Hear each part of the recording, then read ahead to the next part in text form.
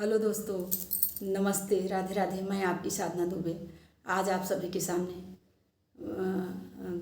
एक बहुत ही प्यारा सोहर गीत लेके आई हूँ। दोस्तों, आप लोग सुनिए, सुन के आनंद लीजिए और अपनी छोटी बहन को अपना दुलार प्यारा आशीर्वाद खूब ढेर सारा दीजिए। दोस्तों, आप लोग खूब सुनिए दोस्तों, जैसे अभी तक अपना दुलार प्यार देते आए हैं।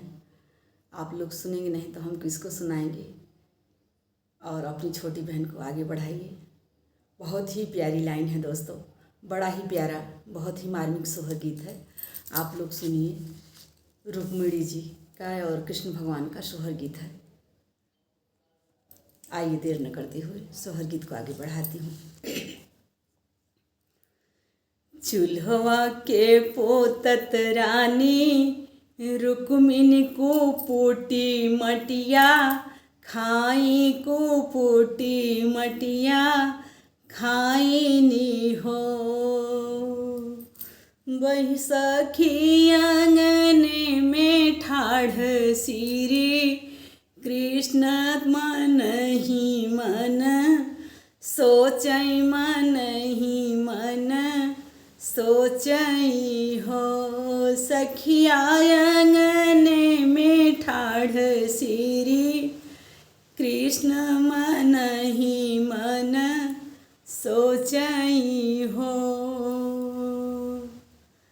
चूल्हवा के पोतत रानी, रुक्मिणी को पोटी मटिया, खाइनी को पोटी मटिया खाइनी हो। सखिया आंगन में ठाढ़ सिरी, कृष्ण मन ही मन सोचई, मन ही मन सोचई हो। कौन मासे जुरवा छोड़ू, कवन मास धोयू, कवन मास धोयू हो। रानी कवन मासे कहो, रिलवात हम से छू पायु, त हम से छू पायु हो। रानी कवन मासे कहो, रिलवात हम से छू पायु, त हम से छू पायु हो। माघई मास जुरवा छोड़्यू, माघई मास धोयू, माघई मास धोयू हो। पिया माघई मास कहो, रिलवात तोह से छू पायू, त तोह से छू पायू हो। माघई मास जुरवा छोड़्यू, त माघई मास धोयू, त माघई मास बांधेऊ हो।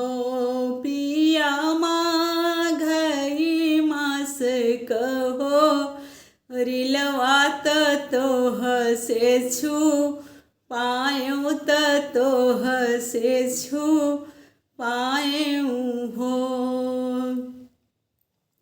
रानी कवन कवन रुचि तो हार कहू रुचि, आपन कहू रुचि आपन हो।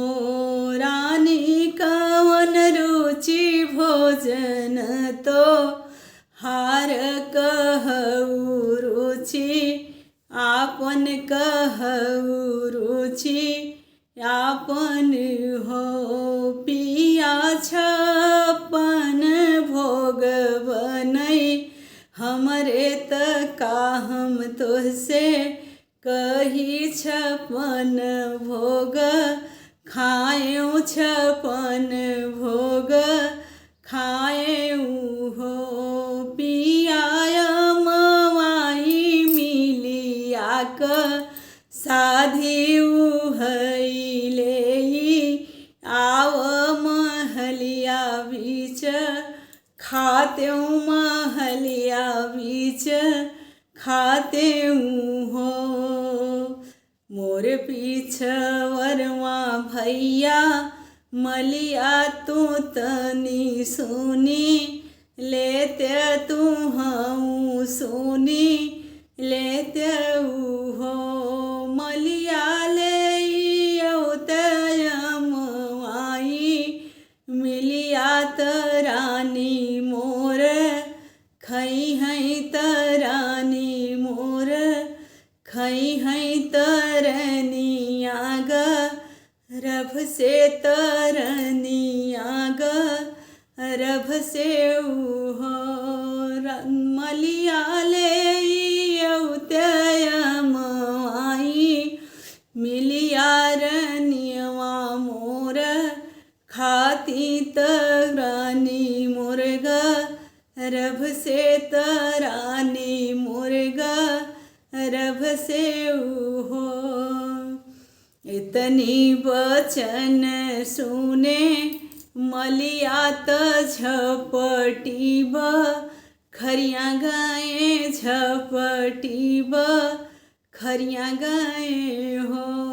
बहिनी झट तोरी लायनी अमात कृष्ण पकड़ावई त कृष्ण पकड़ावई हो। रानी ले तो यमवाई मिलिया महलिया बीच खाती महलिया बीच खाती हो। रानी ले तो यमवाई मिलिया महलिया बीच खाती महलिया बीच खाती हो। रानी ले तो यमवाई मिलिया महलिया बीच खाती महलिया बीच खाती हो। धन्यवाद दोस्तों। यह सोहर गीत आप लोगों को जैसा लगे कमेंट में ज़रूर बताइए।